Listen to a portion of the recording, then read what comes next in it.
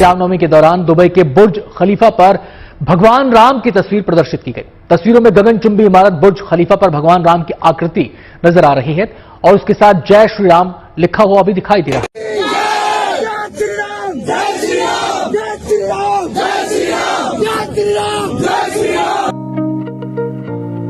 India की तो समझ आती है, चले वो खुश हैं या जो भी उनके सिनेरियोज हैं, लेकिन उसके बरक्स हमने देखा कि दुबई के बुर्ज खलीफा में राम की जो उनकी मूर्ति है उसको लाइट अप किया गया है और दूसरी जानिब अमेरिका के टाइम्स स्क्वायर पर 1 घंटे का राम की पिक्चर्स, राम की वीडियोस वो दिखाई जा रही है। क्या वजूहत है सर कि दुनिया आज उनके एक बड़े इवेंट को हम कह देते हैं सेलिब्रेट कर रही है जिसमें हमारे मुस्लिम भी हैं?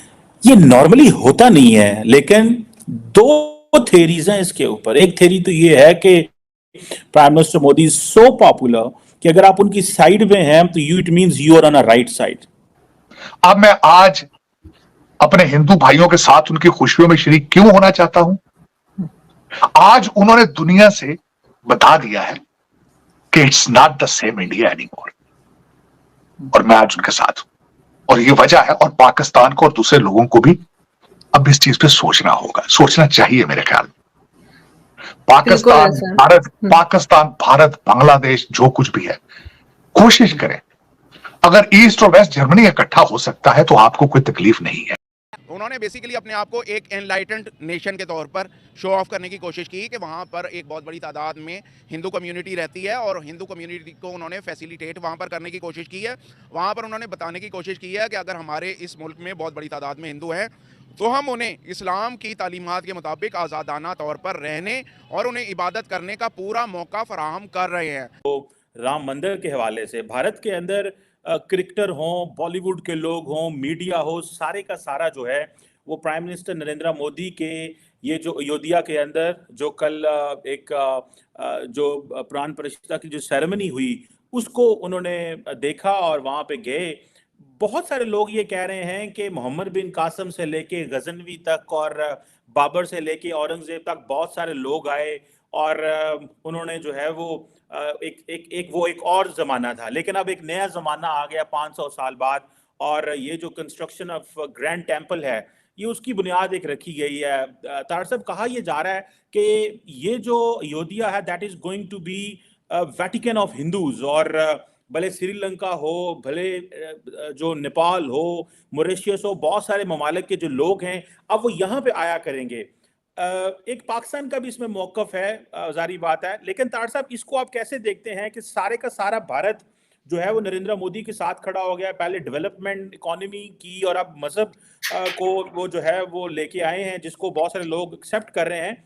आपका इस पे क्या कमेंट्स हैं? How do you see this sir?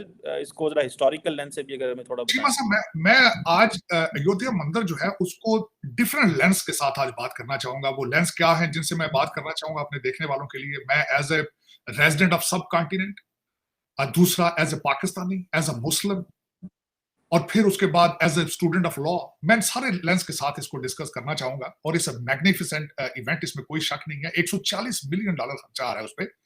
और उस बल्कि इस पे बात करने से पहले मैं मोदी साहब ने जो वहां पे इस सेरेमनी का ओपनिंग जो चीजें थी उस पे उनकी स्पीच बड़ी सुनने वाली थी। उन्होंने कहा this is not an opening of a mandir, this is the beginning of a new era. उन्होंने कहा कि यू मार्क द 22 जनवरी 2024 को इस लैंडमार्क डे, इस न्यू बिगिनिंग। और वाकई ही इट्स अ न्यू बिगिनिंग, जिस तरीके से आपने जिस तरह खुद फरमाया है कि ये वेटिकन होगा हिंदुइज्म। क्या वजूहत है सर कि दुनिया आज उनके एक बड़े इवेंट को हम कह देते हैं सेलिब्रेट कर रही है जिसमें हमारे मुस्लिम भी हैं? क्यों? देखिए, बेसिकली जो मुझे बात नज़र आती है ना इसमें वो ये है कि सबसे पहले इंडिया जो है एक थिकली पॉपुलेटेड कंट्री है और इकोनॉमी में अगर देखा जाए तो बहुत सारे लोग इसे देखते हैं एज अ मंडी के कि बहुत बड़ी मार्केट है वो और उस मार्केट की तरफ वो तवज्जो हासिल करना चाहते हैं।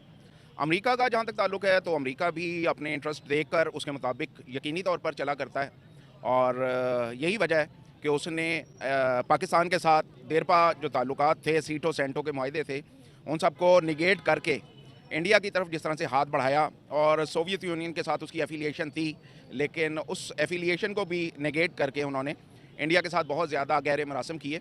तो बेसिक मुआशी फैक्टर सबसे पहले आता है उसमें। और जहाँ तक आपने बात की गल्फ़ के एरिया की, तो गल्फ़ के एरिया में भी एक चीज़ जो है वो ख़ास तौर पर है, इंडिया ने वहाँ पर अपने जो सफ़ारती ताल्लुकात हैं, उनमें ख़ास तौर पर जो है बड़ी अचीवमेंट हासिल की।